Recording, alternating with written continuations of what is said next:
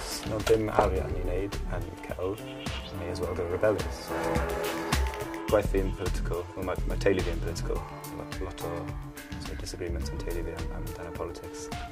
Gyda llyfr Mike Church, collection o poetry fe. Mae'r characters fi wedi creu fel wolf characters.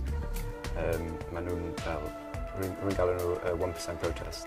Maen nhw'r 1% o'r pobl yn y byd sydd yn cael cyd o'r arian.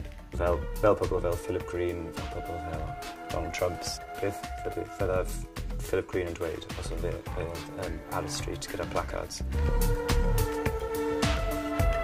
Rwy'n hoffi artists sydd yn cicio yn erbyn y tresi scathing ambiti'r status quo.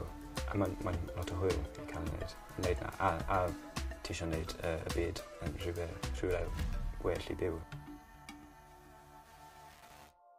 Mae bocs yn prosiect pwysig I fi achos rwy wedi ysgrifennu fe, rwy'n darlunio fe. Ddim fel prosiect arall fy mission. Mae bocs yn rwy'n gallu wneud unrhyw beth rwy eisiau wneud. Mae'r bocs yn ambiti dad gyda 2 mab. Mae'r un o'r mab yn byw mewn bocs. Mae byth wedi mynd mas y bocs.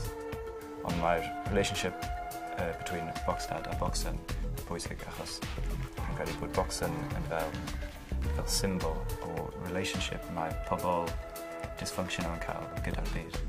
Mae bocs yn social mix o fi a dad fi. Yn y geiriau mae'n defnyddio. A falle humor fe. Mae'n hollol offensif. Dwi ddim yn credu mae'n falle ar y lein. Mae'n hollol offensif a rwy'n credu mae'n ffynnu. Enw'r stori yma yw 2146. Mae'n biti character yma, enw fe yw Jeff Tate. Mae'n byw yn y ddyfodol, ble mae'r flat earthers in charge o popeth. Pan roeddwn ni'n dechrau wneud drawings I darlunio, roeddwn ni'n wneud fel character yn edrych fel sort of emo Bob Dylan. Ond ar ôl wneud tymed bach o fe, roeddwn ni'n credu oedd ddim yn edrych fel rhywun sydd yn gweithio ar fferm.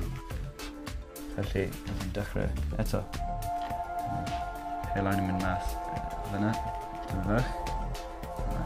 Llygaid yn bach mwy intense, felly mwy Cymraeg. Dwi'n credu mae Jeff yn edrych yn well i'r stori achos mae ddim wedi cael prif fwyd da am amser.